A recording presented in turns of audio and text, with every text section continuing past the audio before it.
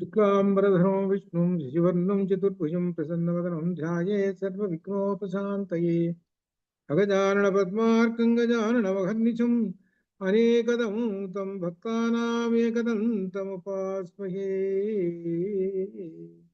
ఆపదామపగత్తారం దాతారం సర్వసంపదాం లోకాభిరామం శ్రీరామం భూయో భూయో నమామ్యహం.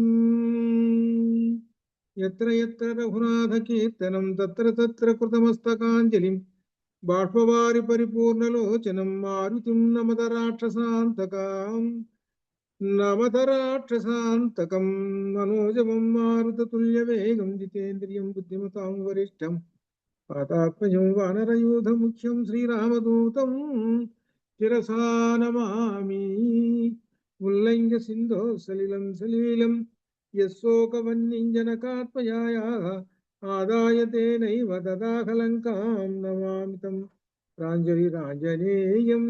బుద్ధిర్బలం యశోధైర్యం నిర్భయత్వమరోగత అజాడ్యం వాక్పటుత్వం చ హనుమస్మరణాత్ భవేత్.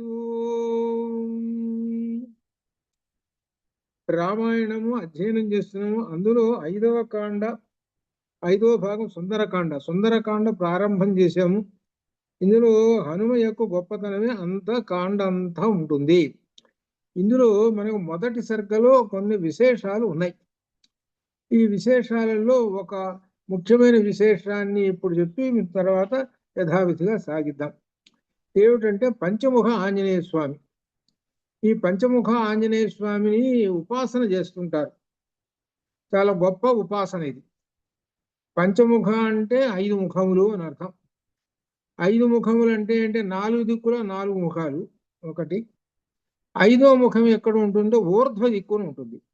అంటే ఊర్ధ్వాన్ని చూస్తూ ఉంటుంది. అది అంటే ఊర్ధ్వాన్ని చూస్తున్నటువంటి ముఖం ఏందో హయగ్రీవ ముఖము.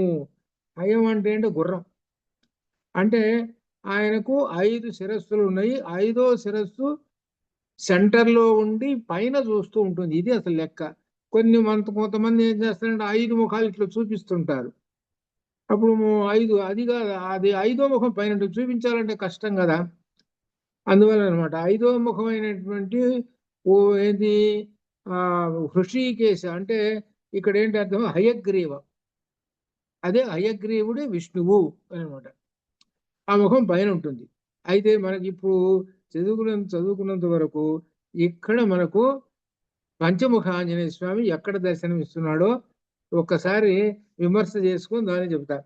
ఇందులో ప్రారంభంలో 2వ శ్లోకం 3వ శ్లోకాలలో పంచముఖ ఆంజనేయ స్వామిలో మొట్టమొదట ఉన్నటువంటి హయగ్రీవ, హయం అంటే గుర్రం అనే అనమాట, హయగ్రీవ రూపాన్ని ఇక్కడ చూపిస్తున్నాడు.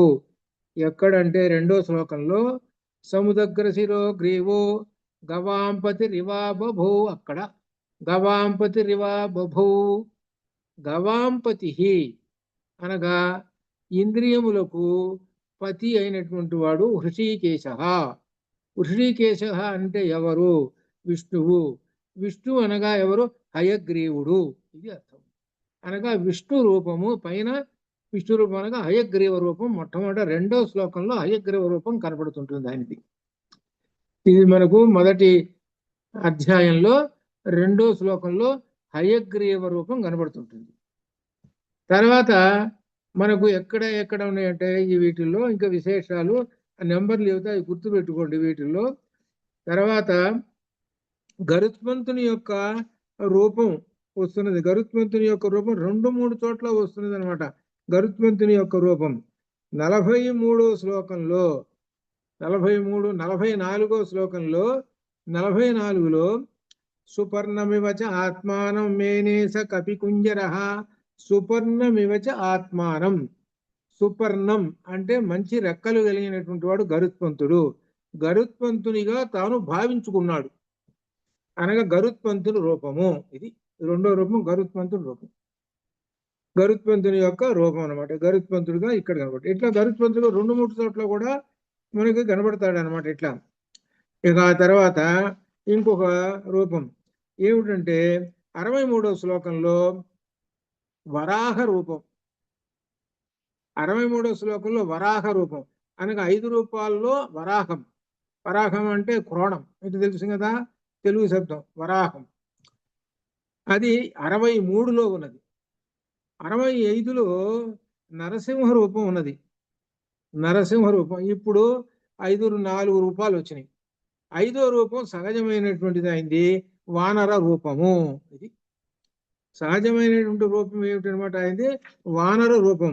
అందుకనే ఈ శ్లోకము మనకు పంచముఖ ఆంజనేయ స్వామి వారిని గురించి చెప్పినటువంటి ఈ శ్లోకం. ఈ శ్లోకం ఏమిటనమాట, వందే వానర నారసింహ ఖగరాట్. ఆ పుస్తకం, నా పుస్తకం దగ్గర ఉంటే మీరు ఆ పేజీ తిప్పుకోవచ్చు, 38వ పేజీలో.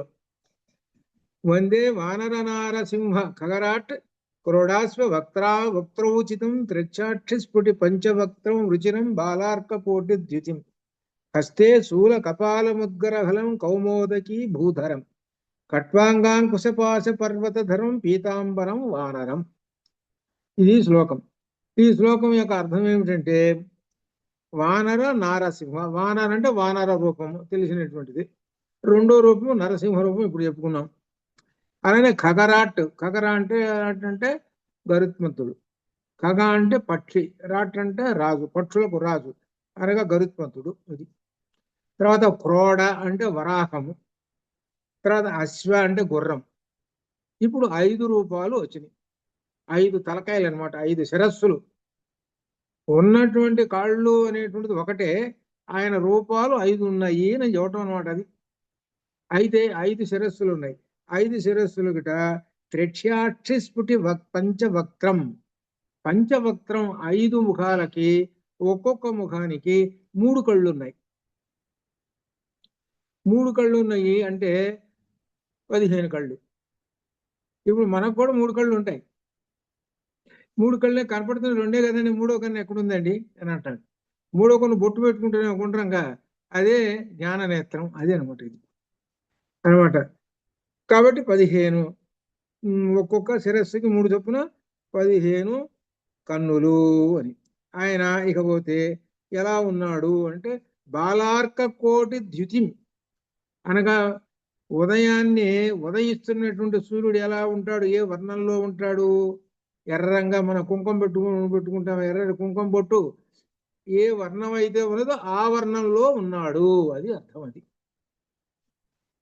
ఆ వర్ణం, ఉదయించేటువంటి సూర్యుడు ఏ వర్ణంలో ఉన్నాడో ఆ కాంతి ఆ వర్ణంలో ఉన్నాడు, అది వర్ణం చెప్పాడు. ఇకపోతే హస్తే, చేతులలో ఎన్ని ఉన్నాయి, శూల కపాల ముద్గర హలం కౌమోదకి భూధరం. భూధరం అంటే కొండ. భూధరం ఖట్వాంగం, అది ఖట్వాంగం. ఖట్వాంగం అంటే అర్థం ఏంటంటే, ఖట్వా అంటే అర్థం మంచం. మన 4 కోళ్ళు ఉంటాయి కదా మంచం, అదేనమాట మంచం. దాని యొక్క అంగం అంటే కోడు, అంటే ఖట్వాంగం అంటే మంచం కోడు అని అర్థం. ఇది ఒక ఆయుధం అంటే నిజంగా ఒక మంచం కోడు పీకోరు పోయి ఆ చేతిలో పెట్టడం అని కాదు అర్థం.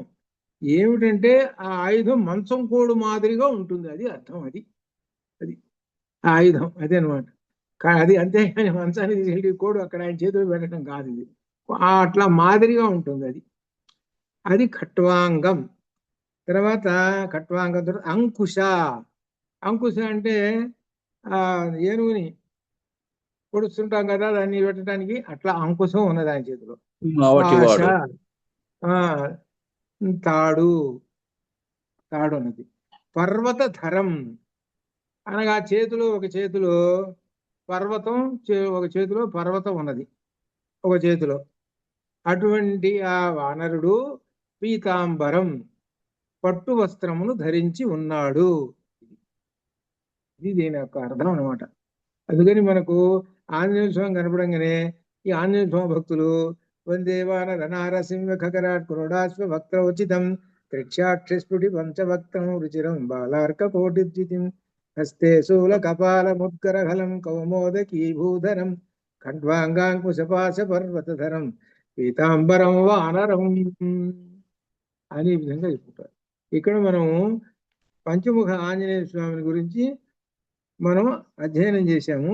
ఇక దీనిలో మొదటి సర్గలో ఎక్కడి నుంచి చేయాలంటే 57వ శ్లోకం నుంచి ఈ ప్రయాణ వర్ణనలో ఆయన ఎలా ఉన్నాడు, ఈయన ఎక్కడున్నాడు, ఆకాశంలో ఉన్నాడు, ఒక్కసారి పైకి లేచాడు, లేచేటప్పటికి ఆ వేగ శక్తికి ఆ పర్వతం మీద ఉన్నటువంటి చెట్లన్నీ కూడా పైకి లేచి ఆయన దూరం కొంత దూరం వచ్చి అవి ఆ వేగం తగ్గంగానే ఆ చెట్లన్నీ కూడా ఆ సముద్రంలో పడిపోయినాయి. అవన్నీ పడిపోయినాయి. ఇంకా ఆయన సాగిస్తూ ఆయన వెళ్ళిపోతూ ఉన్నాడు. ఆ వెళ్ళిపోతున్న సందర్భంలో సముద్రంట ఈ పుష్పములు, చెట్లకున్న పుష్పాలు ఉన్నాయి కదా, అవన్నీ రాలి ఆ సముద్రంలో పడ్డాయి. ఇప్పుడు సముద్రంలో అసలు ఏం కనపడుతుంటాయి అని అంటే నీళ్లు కనపడుతుంటాయి. కానీ ఇప్పుడు ఏం కనపడుతున్నాయి అంటే అన్ని పుష్పౌఘేనా, అన్ని పుష్పాలే కనపడుతున్నాయి, నీళ్లు అసలు కనపడటం లేదు. ఈ వర్ణన అనమాట, అట్లా చేస్తున్నాడు అనమాట. అంటే ఎన్ని పూలు పడ్డాయో అని చెప్పలేము, అని అంత విశేషం. అని ఇంకా అసలు అర్థం ఏమిటంటే ఉన్నది ఇక్కడ. ఏమిటంటే అసలు అర్థము, ఆ హనుమ వెళ్ళిపోతుంటేట ఆ వృక్షాలన్నీ కూడా హనుమకు వీడ్కోలు చెబుతూ ఆ హనుమ మీద పుష్ప జల్లులు కురిపించాయి. వాళ్ళ మనిషి గనక వెళ్ళి ఉంటే, ముఖ్యమైనటువంటి మనిషి గనక ఉంటే, ఆ మనిషి గనక వస్తుంటే ఆ మనిషి మీద ఆ పుష్పాలు కురిపిస్తారు. అట్లనే ఇక్కడ వానరుడు ఎవరు, ఈ వృక్షాలకు దగ్గర సంబంధం, ఆయన చుట్టం, ఈ చెట్లకి చుట్టం. మనవాడురా వెళుతున్నాడు కాబట్టి మనవాడికి పుష్పములతో మనం అభిషేకం చేయాలి, పుష్పాలతోటి వేసేసేయాలి నెత్తి మీదనని చెట్లలో ఉన్న పుష్పాలన్నీ ఒక్కసారి ఆయన మీద పడ్డాయి. ఇక్కడ ధ్వని గర్భితమైనటువంటి అర్థం ఏంటంటే, ఒక శుభకార్యానికి వెళుతున్నాడు. ఆ శుభకార్యానికి వెళుతున్నప్పుడు ఈ వనదేవతలు కూడా ఆ హనుమకు పుష్పాంజలి అనగా పుష్పాంజలి చేయటం, పుష్పముల చేత అభిషేకం చేయటము చేసినవి. అంటే ఒక శుభముహూర్తము, శుభకార్యమునకు, రామకార్యానికి వెళుతుంటే ఆ వెళ్ళేటువంటి వాళ్ళకు కూడా ఇంతటి గొప్ప సత్కారము, ఇది అర్థం దానిలో. అది ఇది లోపల దాచిపెట్టాడు ఎవరు, వాల్మీకి మహర్షి. ఏమి ఇవన్నీ చెప్పకపోతే వచ్చి నష్టం ఏందా, పోతున్నాడు అంటే సరిపోలా. ఆయన మీద ఇప్పుడు స్వామివారిని అర్చన చేసినాయి అవి, ఎవరు పుష్పాలు అర్చన చేసినాయి స్వామివారిని, అది చెబుతున్నాడు. సరే ఆయన వెళుతున్నాడు, అన్ని ఆ పుష్పాలన్నీ ఆయన ఎత్తి మీద శరీరం అంతా పడ్డాయి. అదంతా పుష్పాలు, చెట్లు అర్చన చేసింది. నెమ్మదిగా సాగుతున్నాడు కదా, సాగుతుంటే ఏమవుతుంది, నెమ్మదిగా జలదలా జలదలా రాయి మొత్తం కింద పడిపోతాయి, అనగా సముద్రంలో పడ్డాయి. ఇప్పుడు సముద్రం చూద్దామా అంటే పుష్పౌఘేన, పుష్పములతో నిండిపోయిందండి.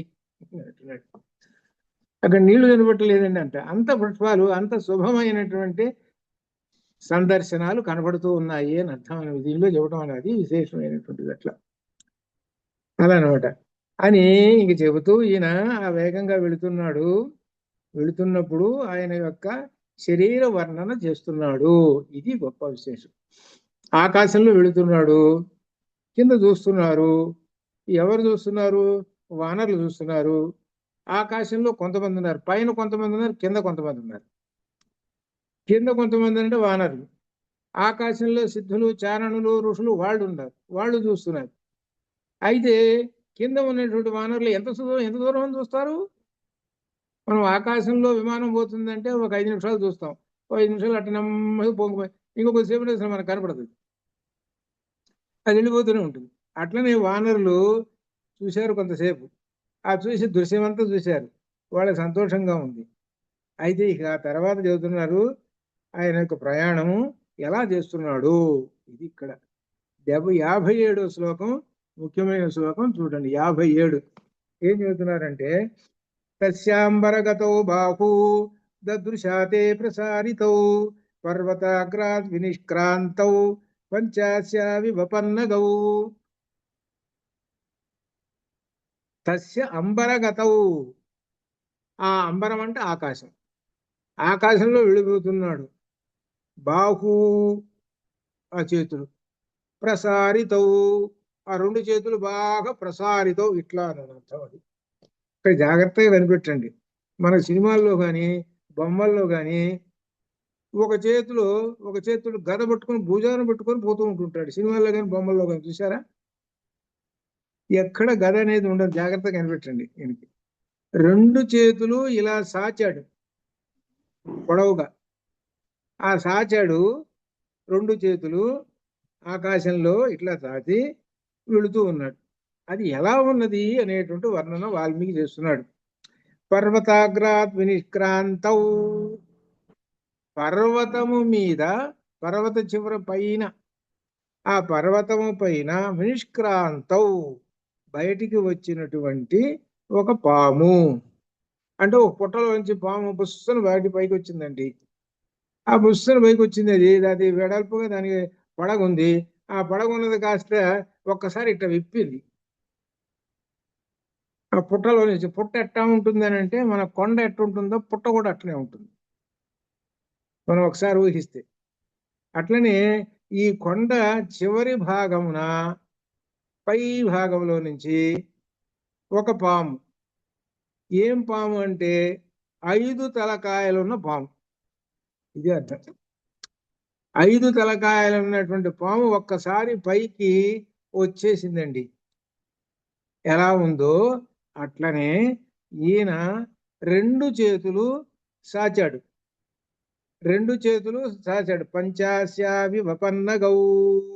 ఆ రెండు బాహువులు కూడా బయటికి చాచాడు. రెండు సర్పాలు. ఒక బాహువుకు 5 ఉన్నాయి వేళ్ళు, అంటే 5 తలకాయలు ఉన్నాయి ఒక బాహు. ఇంకో రెండోది మొత్తం ఎన్ని అయినాయి అనమాట? 5 5 10 వేళ్ళు. 10 వేళ్లకి 10 పడగలు. 5 5 10. ఈ రెండు కలిపితే 10 పడగలు కనపడుతుంది.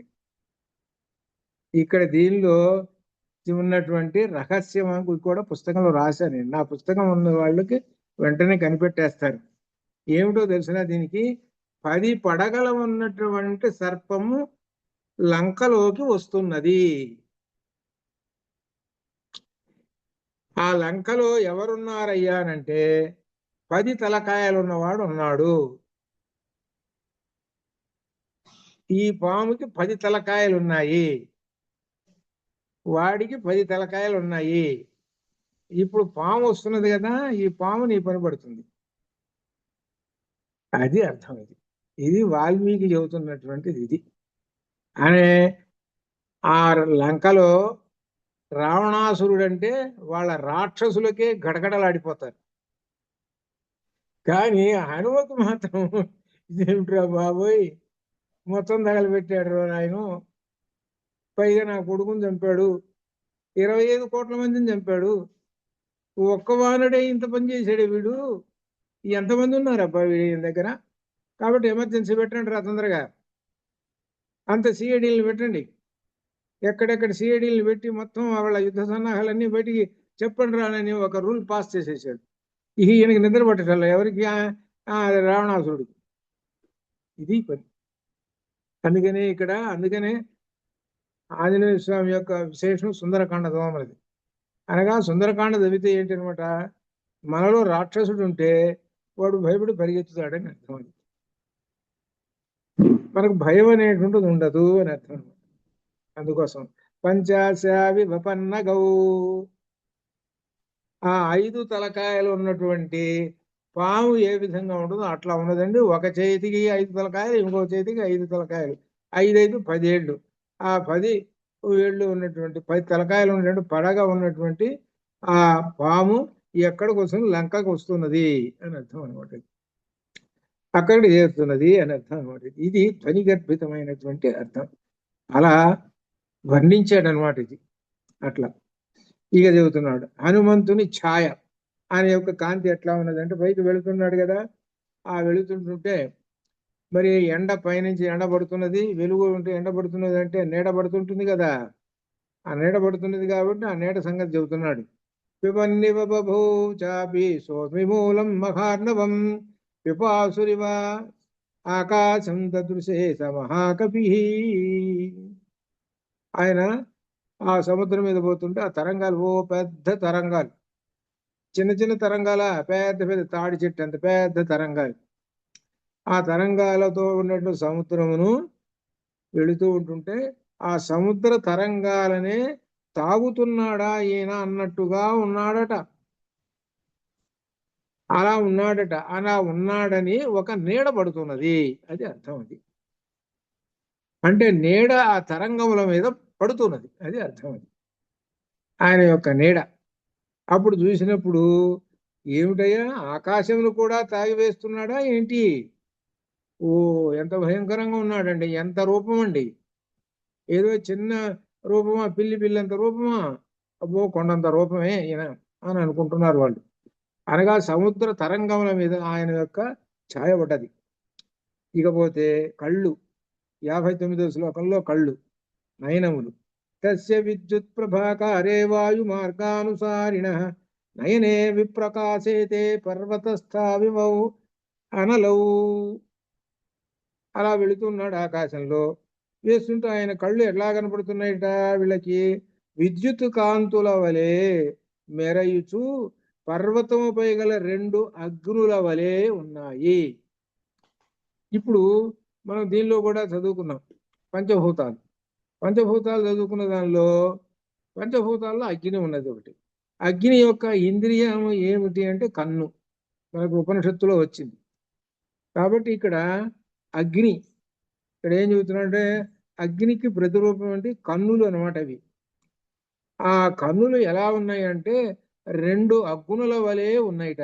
ఒక కొండ మీద 2 అగ్ని మంటలు,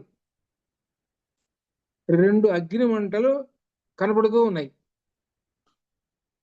ఎర్రగా ప్రకాశిస్తూ కనపడుతుంది. ఆ విధంగా ఈయనే అసలు కొండ అంత ఉన్నాడు. ఈయన కళ్ళు ఎట్లా ఉన్నాయి అంటే అగ్ని జ్యోతుల వలె ఉన్నాయి అని చెబుతున్నాడు. అగ్ని జ్యోతుల వలె ఉన్నాయి ఈయన కళ్ళు. కాబట్టి తప్పనిసరిగా లంకను తగలబెడతాడు. ఇక అందులో సందేహం ఏమి లేదు. ఇది అంత. ఇది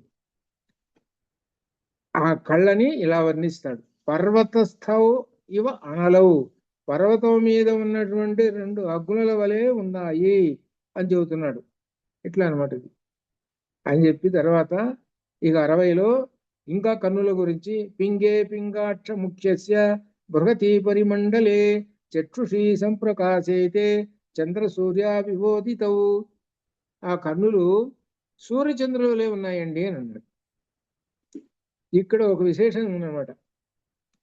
కొండ మీద 2 అగ్నులు అన్నాడు కన్నుల్ని.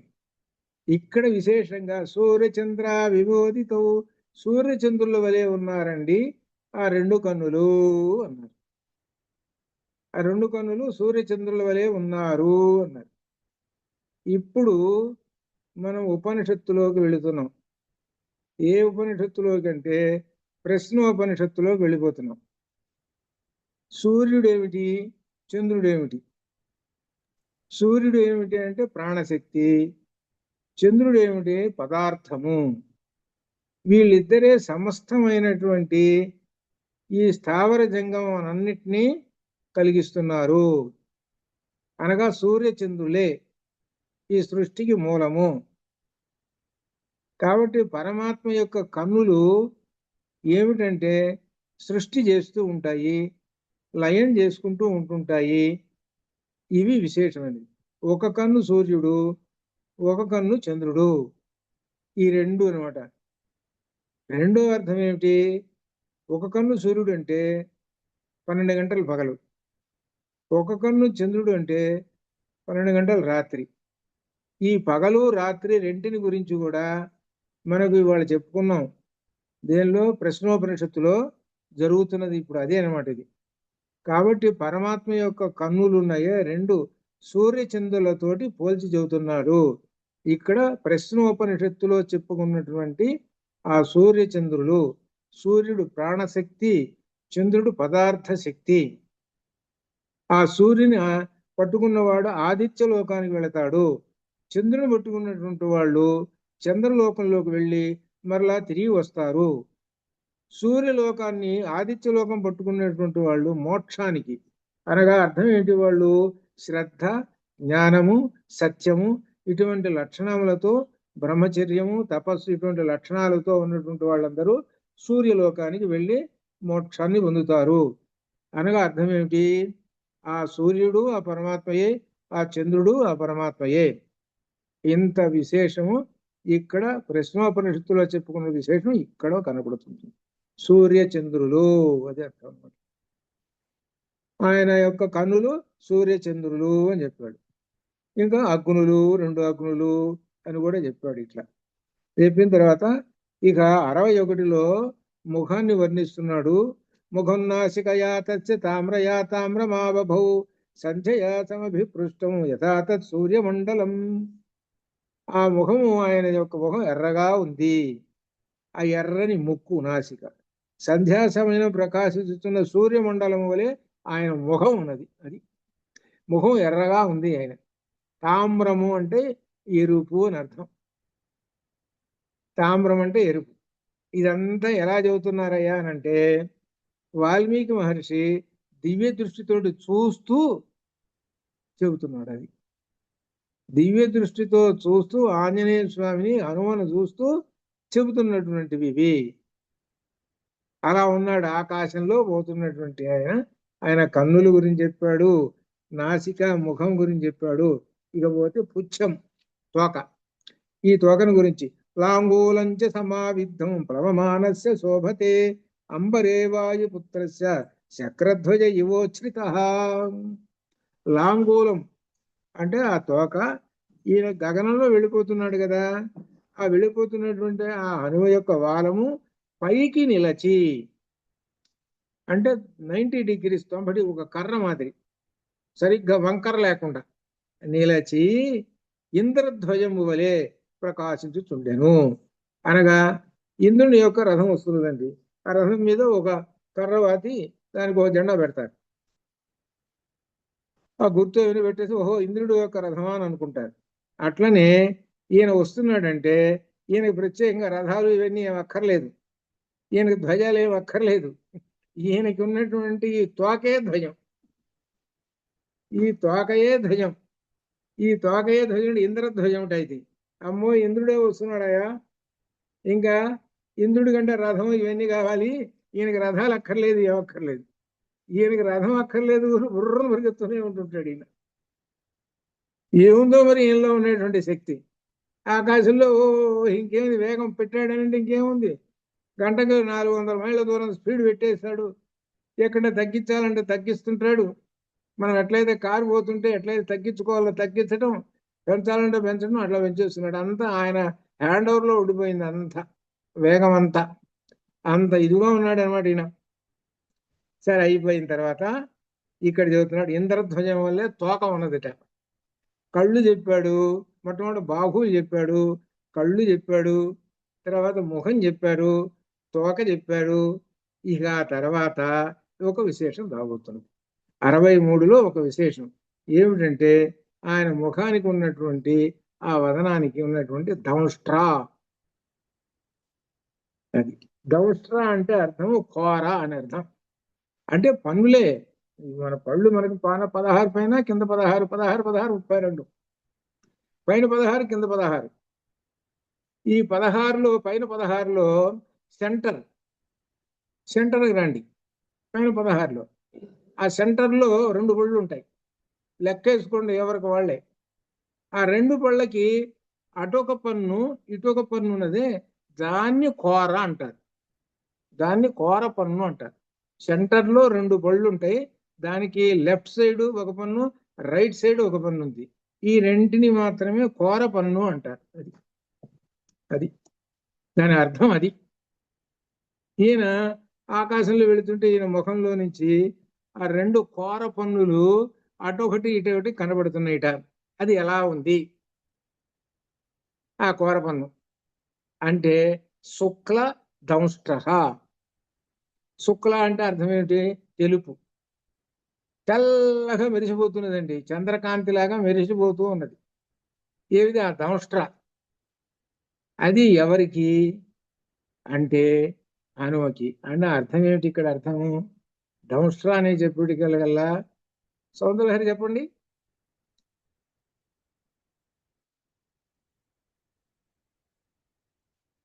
కంఠస్థం మాత్రం బాగొచ్చు. సౌందర్యలహరి బ్రహ్మాండంగా వచ్చు కంఠస్థం. కానీ అవకాశం రావాల్సి వచ్చినప్పుడు, సమయం వచ్చినప్పుడు వినియోగంలోకి రావటల్లా. వినియోగంలోకి రాకపోతే అక్కడ కుదరదు. అక్కడ ద్విజపంక్తి ద్వయోజ్వల అది కాదు, సౌందర్యలహరి. అది మీరు లలిత చెప్పారు. సౌందర్యలహరి నేను అడుగుతుంది. వరాహస్య దంష్ట్రాభవతి. శ్లోకం గుర్తుకొచ్చిందా? మాధవి గుర్తుకొచ్చిందా? అది అది అది ఏంటంటే వరాహం. ఆ వరాహమునకున్న కోర దంష్ట్ర అనగా కోర తెల్లగా ఉన్నది. అక్కడ అర్థం ఏమిటి? వరాహ రూపం అని అంటే అర్థం ఏమిటంటే అమ్మవారు వారాహి రూపం. వారాహి రూపంలో చేసేటువంటి మనకు గొప్ప ప్రయోజనం. ఇక్కడ వరాహ రూపంలో ఆ హనుమ కనపడుతున్నాడంటే ఈయన కూడా ఏం చేస్తాడంటే మన కర్మపాశములన్నిటినీ తొవ్వి, అనగా వరాహం ఏం చేస్తుంటుంది? ఆ ముట్టతోటి తొవ్వి తొవ్వి గుంటలు పెట్టేస్తుంటుంది. ఇది వరాహం యొక్క సహజ లక్షణం. అట్లనే స్వామివారు మన యొక్క కర్మపాశములు, పాపములు, ఇటువంటివన్నీ కూడా తీసి అవతల పడేస్తాడు. ఎలా అయితే వరాహం తీసి అవతల పడేసేస్తుంటుందో వీళ్ళ పాపాలన్నింటినీ కూడా పోగొడుతుంది వరాహము. ఆ వరాహ రూపంలో అమ్మవారు. అట్లనే ఇక్కడ హనుమ వరాహ రూపంలో, అది అర్థం ఇక్కడ. ఇది పంచముఖ ఆంజనేయ స్వామిలో వరాహ రూపం ఇక్కడ వస్తుంది. అది ఇక్కడ వరాహ రూపం. శుక్ల దంశ్రో అనిలాత్మజ విరోచిత మహాప్రాజ్ఞ పరివేషీతీవ భాస్కర. మహాప్రాజ్ఞుడు అని అనగా గొప్ప ప్రాజ్ఞుడు. ప్రాజ్ఞుడు అని అంటే బ్రహ్మవేత్త, జ్ఞాన సంపన్నుడు అని అర్థం అనమాట. గొప్ప జ్ఞాన సంపన్నుడు ఆయన, అనిలాత్మజుడు, అటువంటి ఆయన అని చెబుతున్నాడు. శుక్ల దంష్ట్ర, తెల్లని కోర ఉన్నటువంటి వాడు ఆయన. ఎలా కనబడుతున్నాడంటే ఆకాశంలో పరివేషీవ భాస్కర, ఆ మహావాలంతో చక్రాకృతుడి ఉండి ఒక సూర్యుడి వలె కనబడుతూ ఉన్నాడండి అని చెబుతున్నాడు. అది కాబట్టి ఈ రూపాన్ని చూసినటువంటి వాళ్ళందరూ కూడా ఎన్ని రూపాలు. ఇక్కడ ఒక విశేషం ఉంది. ఏమిటంటే మొదటి సర్గలో హనుమ యొక్క రూపాలు సుమారు 100 రూపాలు వస్తాయి. 100 బొమ్మలు వేయచ్చు. 100 రూపాలు వస్తాయి. ఇప్పటికే చాలా రూపాలు వచ్చినాయి. ఆ రూపముల్లో ప్రతి శ్లోకాన్ని ఒక రూపం కనపడుతుంటుంది. కళ్ళు ఒక 2 రూపాలు చూపించాడు. చేతులు 10 పడగలన్నాడు, అది ఒక రూపం చూపించాడు. తోక పైకి ఇలా ఉంది, పైన చక్రాకృతిలాగా ఉన్నది, అదొక రూపం చూపించాడు. ఇట్లా మీరు చూసుకుంటూ పోతుంటే ఎన్ని రూపాలు కనబడతాయో చూడండి. ఇది సుందరకాండ అంటే అర్థం చేసుకోవటం అంటే, ఇది హనుమను అర్థం చేసుకోవటం అంటే అది అర్థం. అది ఇన్ని రూపాలు మనం చదువుతుంటుంటే, శ్లోకం చదువుతుంటుంటే ఆ రూపాలన్నీ మన హృదయం మీద ఆ బొమ్మ కనపడుతూ ఉంటుందంటే హనుమ యొక్క అనుగ్రహము పూర్తిగా అందరికీ, ఎవరైతే భావిస్తున్నారో అధ్యయనం వాళ్ళందరికీ ఉంటుంది. దీనిలో సందేహం లేదు. అంత గొప్ప విశేషమైనటువంటి అనమాట. ఇంకా రూపాలు చాలా వస్తాయి. చూడండి ఎన్ని రూపాలు వస్తాయి దీనిలో. ఇంకా రాను ఇంకా ఇక ఆ తర్వాత ఆయన చెబుతున్నాడు ఎర్రని పిరుదులు అని. ఆకాశంలో పోతుంటే అసలు మనిషే ఎర్రంగా ఉన్నది. చూస్తున్నాడంటే ఎర్రని పిరుదులు ఎలా ఉన్నాయంటే 2 పర్వతాల మాదిరిగా ఉన్నాయట. పర్వతానికి గైరికాది ధాతువులు అని అంటారు. గైరికాది ధాతువులు అంటే అర్థం ఏంటంటే ఎర్రంగా కొన్ని చారలు కనబడతాయి ఆ కొండకి. అది ఎప్పుడు బాగా సూర్యకాంతి పడ్డప్పుడు ఎర్ర చారలు కనబడుతుంటాయి. మనకు అమెరికాలో చూశారు. అమెరికాలో కార్లు పోతూ చూశాను. ఇక్కడ మనకి ఇక్కడ ఉన్నది ఎక్కడంటే ఇక్కడ ఈ కొండ మనకి ఇక్కడ ఉన్న అరుణాచలం కొండ. అక్కడ చూశారనమాట. ఆ సూర్యకాంతి సాయంకాలం పడ్డప్పుడు ఆ కొండ ఎర్రగా కనబడుతుంది. అది ఇది అరుణాచలంలో అట్లా కొండ. మేము చూసాము గోరుగా. అది చూశారు కదా, అట్లా అలా అనమాట. అలా కనబడుతుంది. అలా కొండలు ఏ విధంగా కనబడుతున్నాయో గైరికాది ధాతువులు అంటారు వాటిని. ధాతువు అంటే అర్థం ఏమిటంటే వెండి, బంగారము ఇటువంటి లోహాలని ధాతువులు అంటారు. అదేనమాట. అలా కనబడుతూ ఉన్నదిట ఈయన యొక్క 2 పిరుదులు. అలా అలా చూస్తూ ఉన్నాడు అనమాట. రరాజ ప్రకాశించెను, ఎర్రని గైరికాది ధాతువులతో ఆ కపిశ్రేష్ఠుడైన హనుమ ప్రకాశిస్తూ ఉన్నాడు ఆకాశంలో పోతూ అని చెబుతూ, ఇంకా తర్వాత 65లో తస్య వానరసింహస్య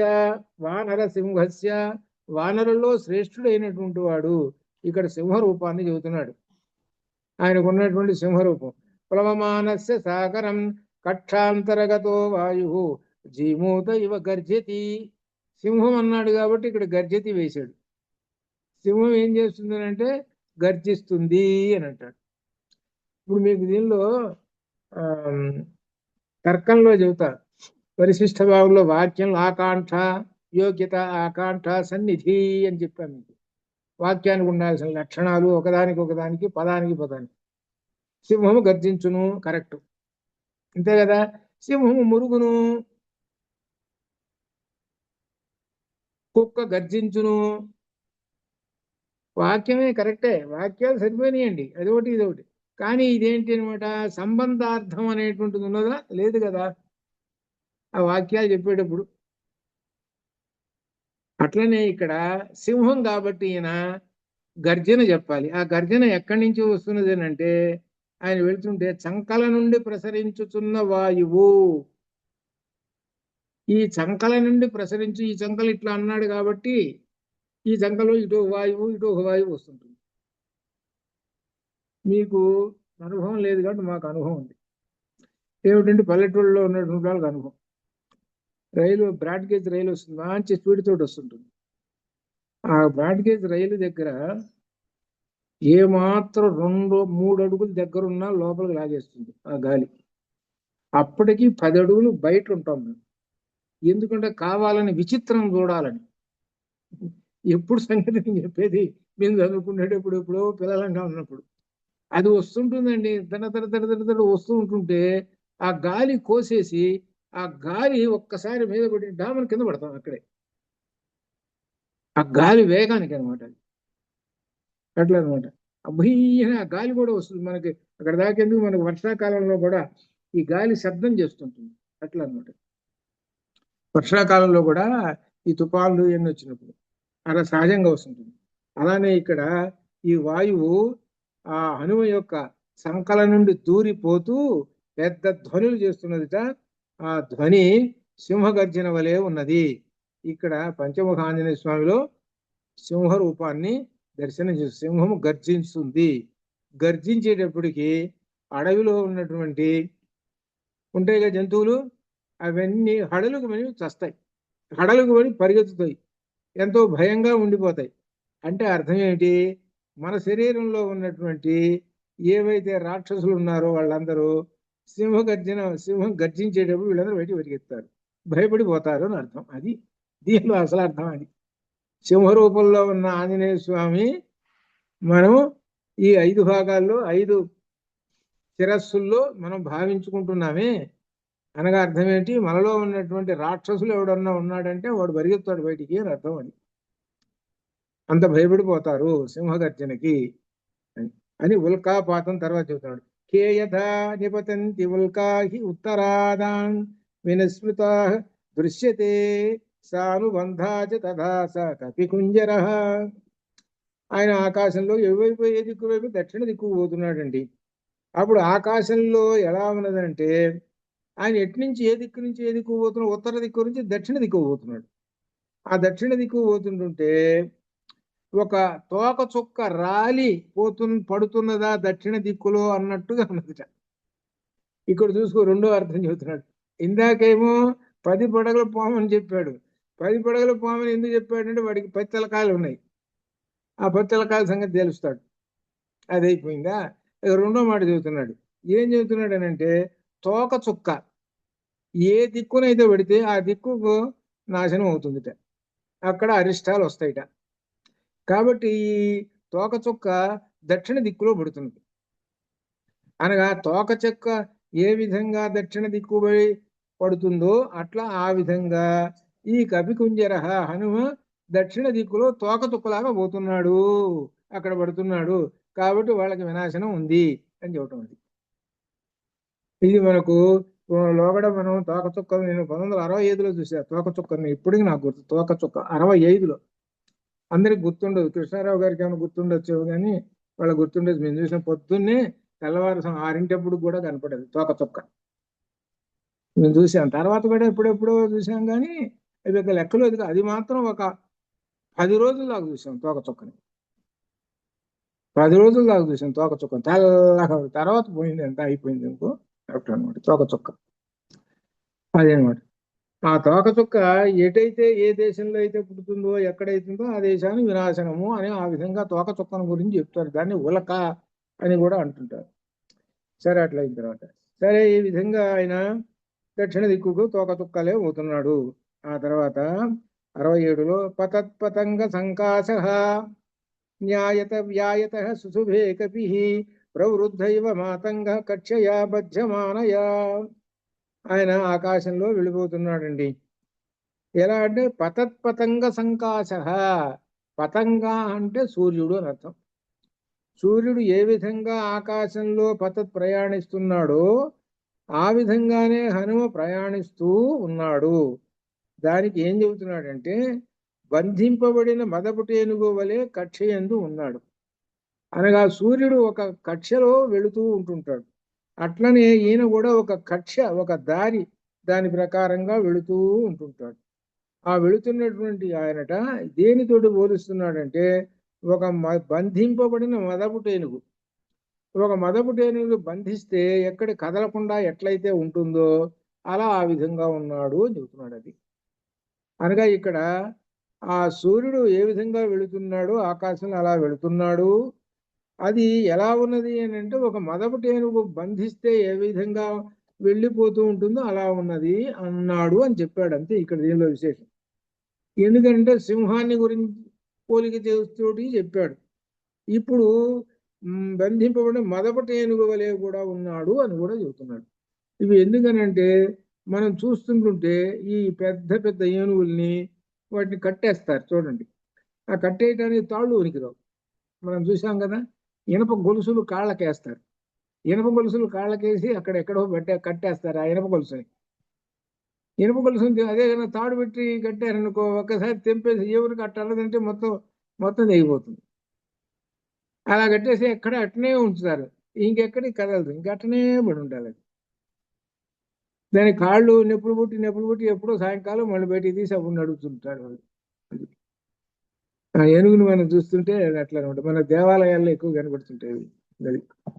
సరే, ఇక్కడ ఏంటి మదపుటేనుగు వలె ఉన్నాడు. తర్వాత ఇక నేడు 68లో ఉపనిష్ట శరీరేణ ఛాయయా అవగాఢయా సాగరే మారుతావిష్టౌ నౌరివాసి తదా కపి.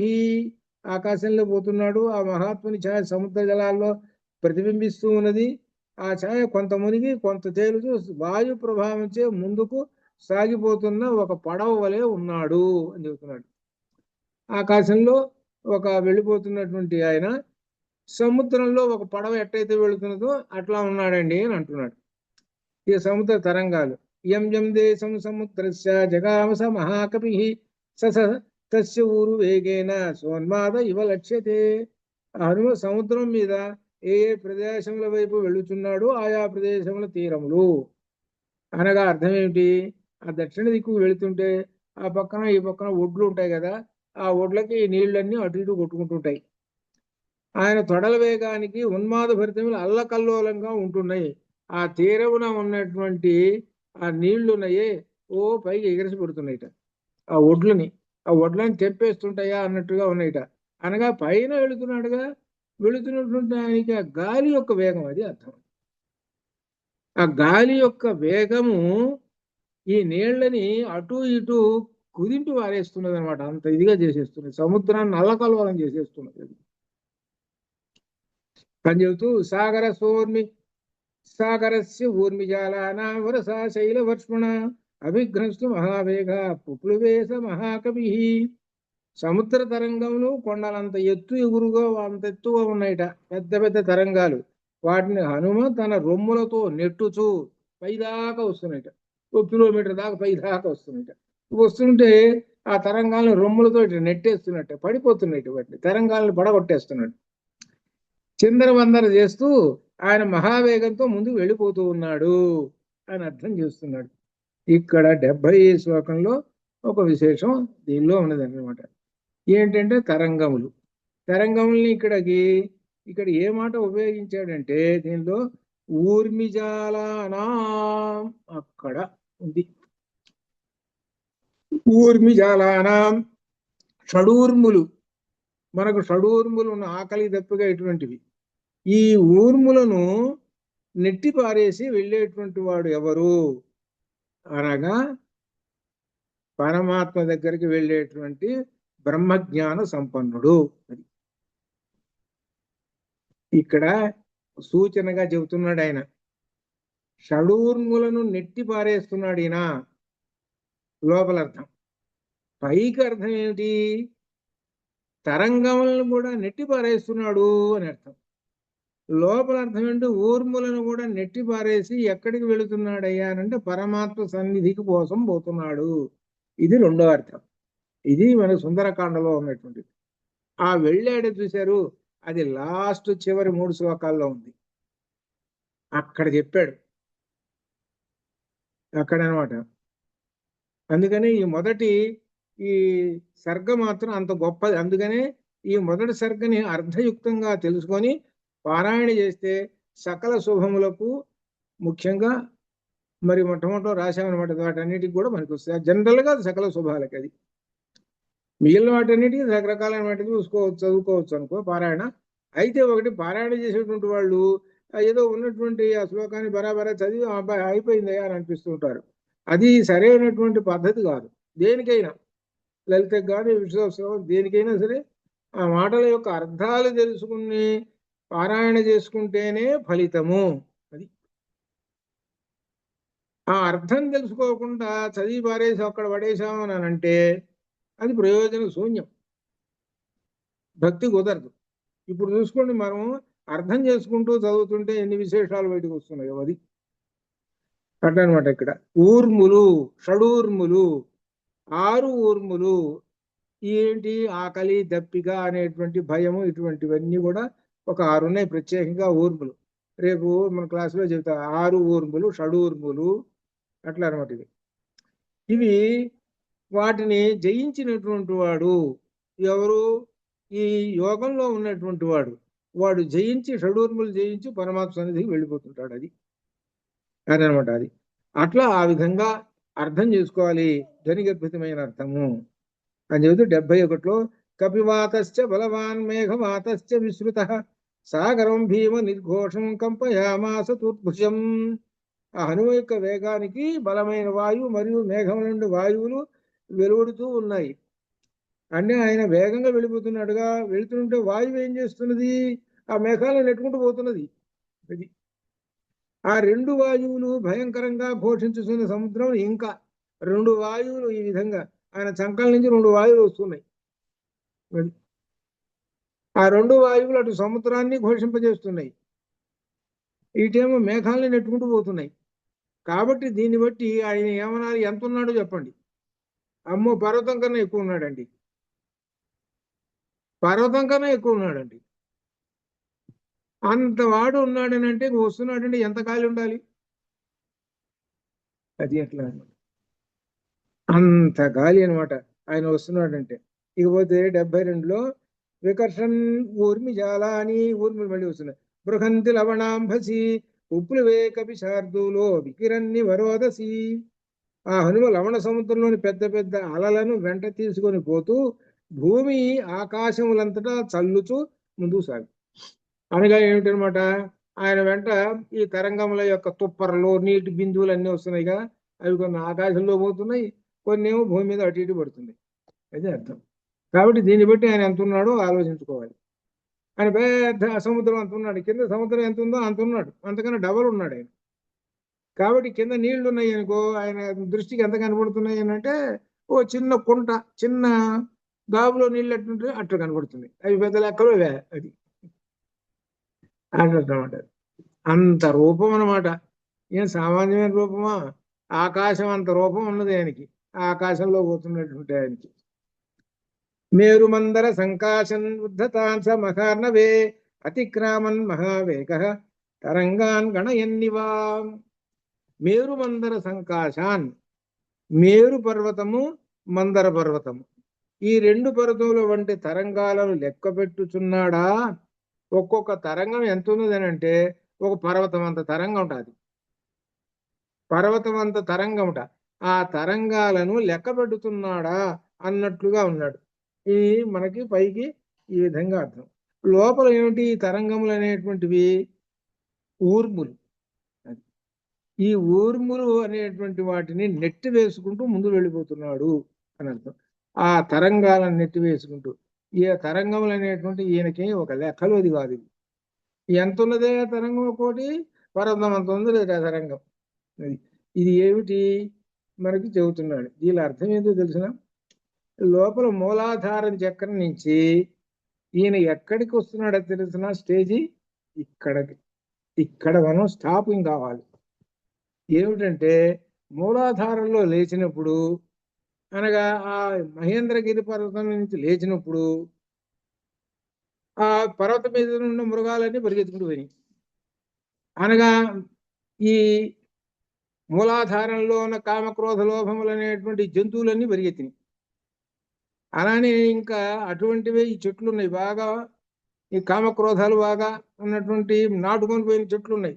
ఆ చెట్లు కూడా అన్ని పకలింపబడిపోయినాయి. మొత్తం మూలాధారం మొత్తాన్ని ఏం చేశాడనమాట?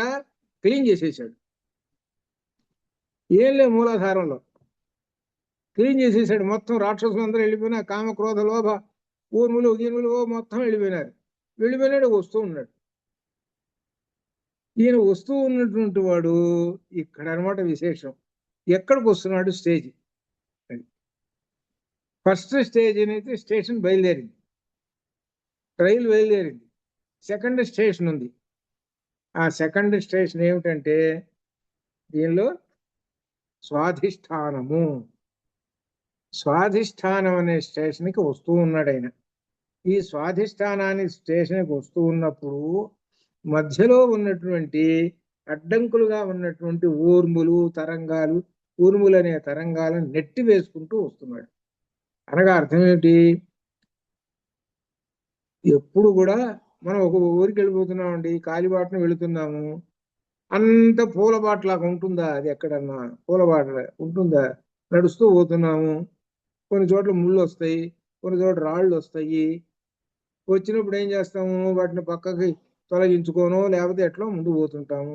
అట్లనే ఈయన మూలాధారం దగ్గర నుంచి బయలుదేరి స్వాధిష్టానానికి వచ్చేటప్పుడు ఇదిగో పెద్ద పెద్ద అడ్డంకులు వస్తున్నాయి. ఏమిటి? పర్వతమంతా తరంగాలు అడ్డం వస్తున్నాయి. అది పర్వతమంత తరంగాలు అడ్డం వస్తున్నాయి. వాటిని నెట్టి పారేసి వెళ్ళిపోతున్నాడు రెండవ స్టేజీకి. అది ఈయన ఎప్పుడు వెళుతుంటుంటే, ప్రతి స్టేజీ నుంచి ప్రతి స్టేజీకి వెళ్ళిపోతుంటుంటే అనేకమైనటువంటి అడ్డంకులు వస్తున్నాయి. ఈ అడ్డంకులు వస్తుంటే వీటన్నిటిని నెట్టి పారేస్తుంటాడు, వాటిని జయించేసేస్తుంటాడు. అవి ఎట్లా జయించాడో మనకి దీనిలో వస్తుంటుంది. ఇదే యోగపరంగా ఒక అర్థము, కథాపరంగా ఒక అర్థము, భక్తిపరంగా ఒక అర్థము, ఇన్ని అర్థాలతో సాగుతుంటుంది.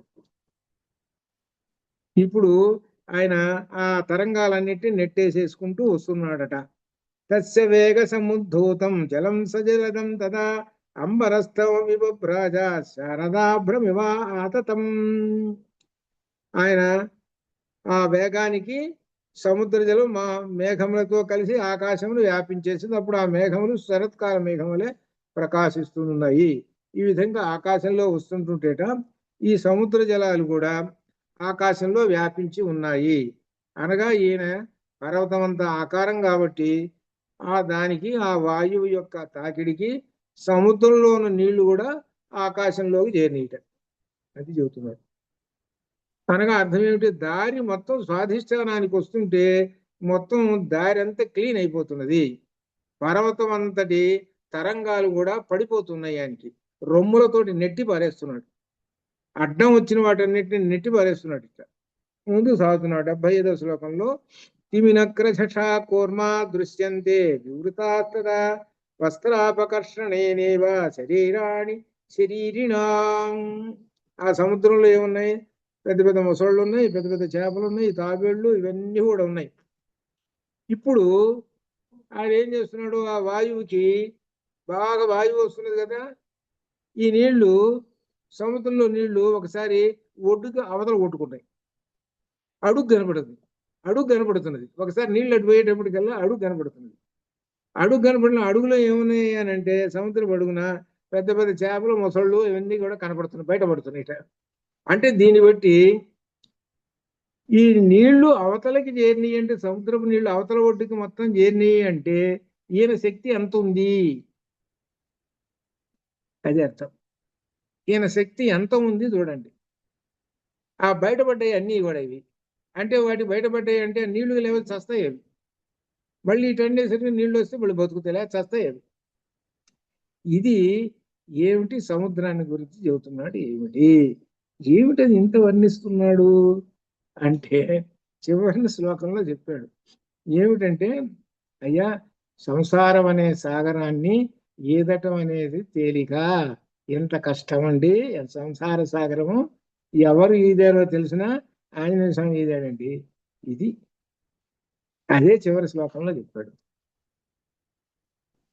అదే నోటి చెప్పి ఈ సంసారం అనేటువంటి సాగరం అంటే సముద్రం మనలాంటి వాళ్ళు ఈదాలంటే అటు చూడంగానే చూసే భయపడతాం. అసలు సముద్రం చూడంగానే భయం వేస్తుంది మనకి. అట్లా అలా చూడంగానే ఆంజనేయ స్వామి కనుక బయలుదేరేటప్పటికి సముద్రమే గడగడలాడిపోయింది. అంటే అర్థం ఏమిటి? ఈ సంసారం అనే సాగరం గడగడలాడిపోతుంటుంది ఆయన చూడంగానే. అయ్యా నమస్కారం బాబు, నిజాలు రామంటుంటాం. అది అర్థం. అదనమాట. అని తిమినక్కర ఝషా కూర్మా ఇవన్నీ కూడా బయటపడుతున్నాయి. నీళ్ళు అట్టేటప్పుడు ఇవి బయటపడుతున్నాయి, వాటి యొక్క శరీరాలను బయటపడుతున్నాయి. ఇట్లా ఉంటున్నది అంటూ ప్లవమాన సమీక్షాధ భుజంగా సాగరాలయా వ్యోమితం కపిశార్దూలం సుపర్ణ ఇది మేనిరే.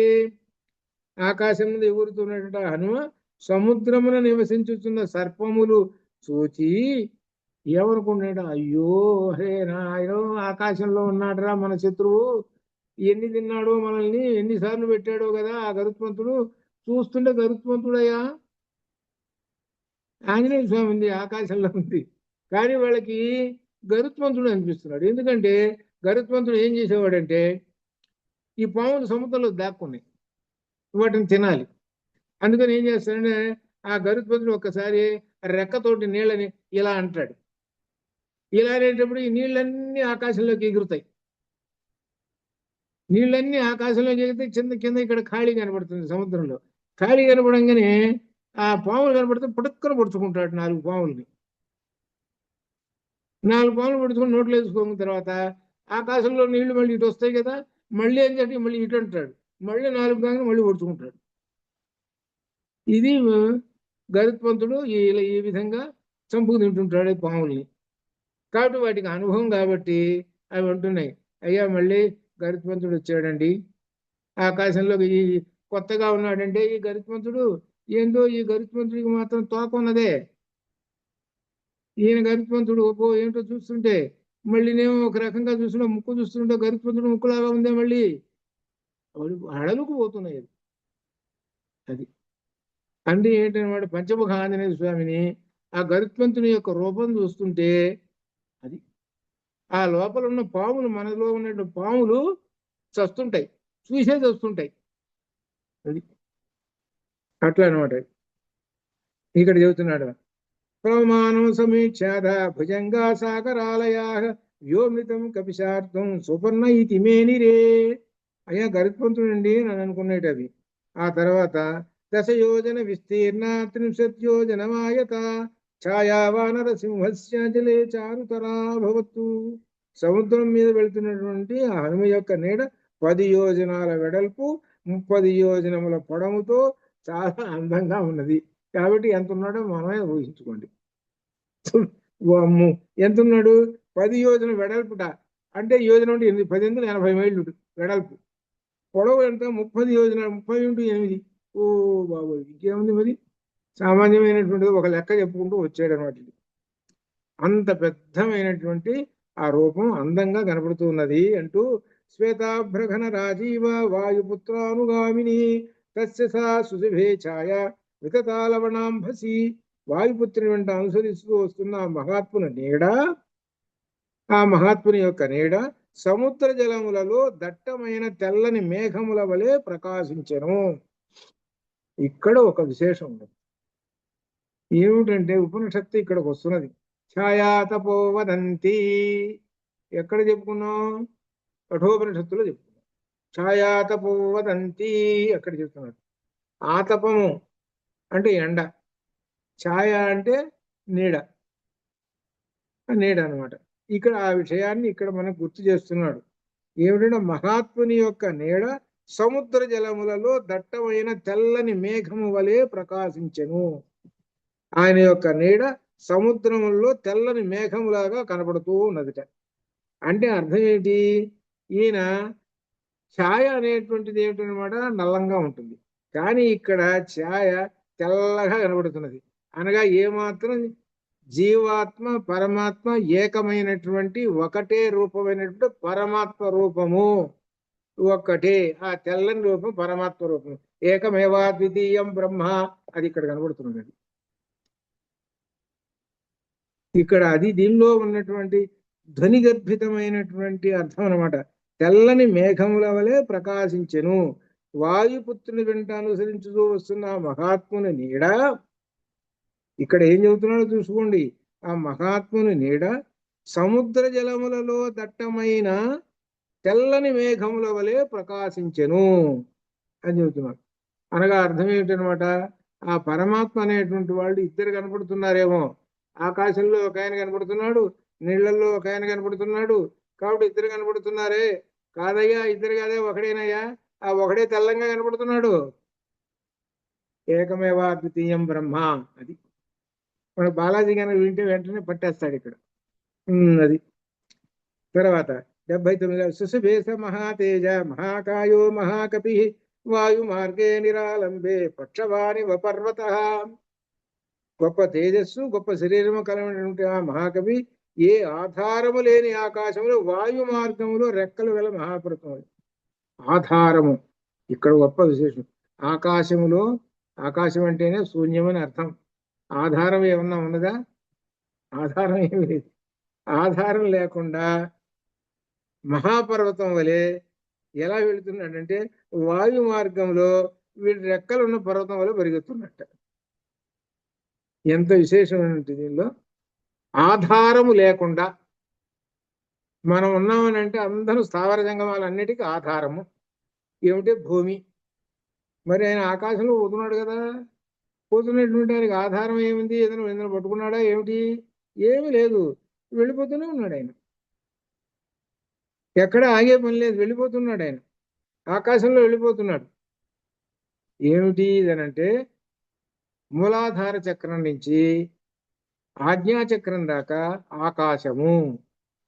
అది ఈ ఆకాశంలో ప్రయాణిస్తూ ఉన్నటువంటి ఈ బ్రహ్మజ్ఞాని ఎవరు? బ్రహ్మజ్ఞాని హనుమ. ఆయనకు ఆధారము ఏమీ అక్కరలేదు. ఎవరికైనా సరే బ్రహ్మజ్ఞానికి ఆధారము అక్కరలేదు. బ్రహ్మజ్ఞాని అంటే సామాన్యం కాదు ఆ అర్థం, గొప్ప అర్థమైనటువంటిది.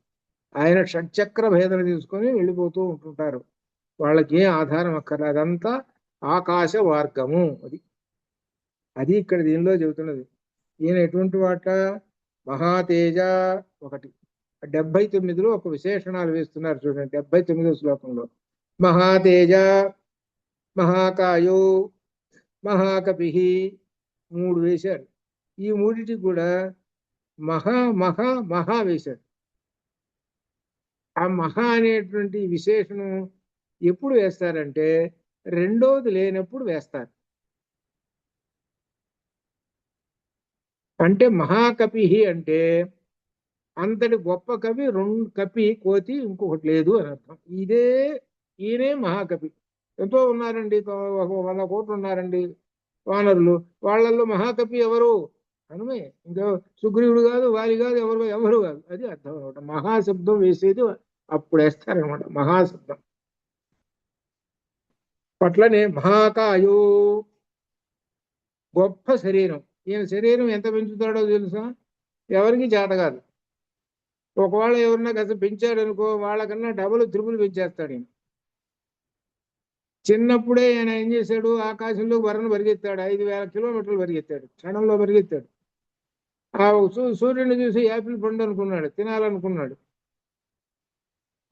కాబట్టి అంతటి మహాశక్తి సంపన్నుడైన. ఇంకా మహాతేజ. ఈ మహాతేజ అనే శబ్దం కూడా ఎవరికి ఉపయోగిస్తారు? పరమాత్మకి మాత్రమే ఉపయోగిస్తారు. మహాతేజ అనే శబ్దము అందరికి ఎవరు పడితే వాళ్ళకి ఉపయోగించరు ఈ మాటని అన్నమాట. ఇంత గొప్ప పదాలు వేసి ఆ హనుమ వాయు మార్గే నిరాలంబే, ఆ వాయు మార్గములో ఏ మాత్రము ఆలంబనము లేకుండా, ఆధారము లేకుండా ఒక పర్వతము ఏమిటంటే, రెక్కలున్న పర్వతం ఏ విధంగా పోతుందో ఆ విధంగా. అది మనకు పురాణాల్లో ఉన్నది. ఏమిటంటే మొట్టమొదట పర్వతాలకు రెక్కలు ఉండేవిట. పర్వతానికి పక్షి కట్టయితే ఉండేట రెక్కలు అట్లా ఉండేవిట. ఆ పర్వతాలట పైకి లేచేవిట. లేచి ఎక్కడో వాటి ఇష్టమైన చోట వాలేవిట. వాలంగానే అక్కడ ఉన్నటువంటి ఈ భూతాలు, ప్రాణులు ఉన్నాయి కదా, మనుషులు కాదు, ఎవరైనా సరే వాళ్ళు చచ్చిపోయేవాళ్ళు. అప్పుడు మరి పరిపాలిస్తున్నటువంటి వాడు ఎవరు? ఇంద్రుడు. ఆ ఇంద్రుడిని అడిగాట, ఏందయ్యా మరి మాకింత ఇది అని అంటే, సరే వాడి సంగతి తేలుస్తానని ఆయన వజ్రాయుధం తీసుకొని కనబడినటువంటి వాటన్నిటి రెక్కలు విరగొట్టేసేట. పర్వతములకు ఉన్నటువంటి రెక్కలన్నింటినీ ఛేదించేసేసాట. ఏ పర్వతానికి లేదు. కానీ ఒక్క పర్వతం మాత్రము తప్పించుకుంది. ఎవరంటే హిమవంతుడి కొడుకు మైనాకుడు. వాడు తప్పించుకొని సరాసరి వెళ్ళి సముద్రంలో దాక్కున్నాడు. అది ఏమిటో మనకి తర్వాత వస్తుందన్నమాట. ఆ తర్వాత ఒక విశేషం కూడా దానిలో వస్తుంది. సరే, ఈ విధంగా రెక్కలు ఉన్నటువంటి ఈ విధంగా సాగిపోతూ ఉన్నాడు. ఇక సముద్రం గురించి కూడా చెబుతూ ఉన్నాడు. చెబుతూ ఈ విధంగా ఈ సందర్భంలో ఇక మనకు రేపు ఋషుల స్తుతి, ఆ తర్వాత మైనాకుడు ప్రవేశిస్తూ ఉన్నాడు. ఇట్లా ఈ వారం వల్ల పడుతుంది. ఇందులో మీరు మొదటి సర్గలో ఇందాక కూడా చెప్పాను నేను. ఈ మొదటి సర్గలో చివరిన ఆయన చెబుతున్నటువంటి, వాల్మీకి చెబుతున్నటువంటి అసలు శబ్దము అసలు 209, 210లో ఉంది. 210 ఇది 210 శ్లోకం యొక్క విశేషమే ఈ మొత్తం. అది అట్లా అనమాట. అది కాబట్టి శుభం భూయాత్. ఓం పూర్ణమదః పూర్ణమిదం పూర్ణాత్ పూర్ణముదచ్యతే పూర్ణస్య పూర్ణమాదాయ పూర్ణమేవావశిష్యతే. సతో మా సద్గమయ తమసో మా జ్యోతిర్గమయ మృత్యోర్మా మృతంగమయ. ఓం శాంతి శాంతి శాంతి. శుభం భూయాత్.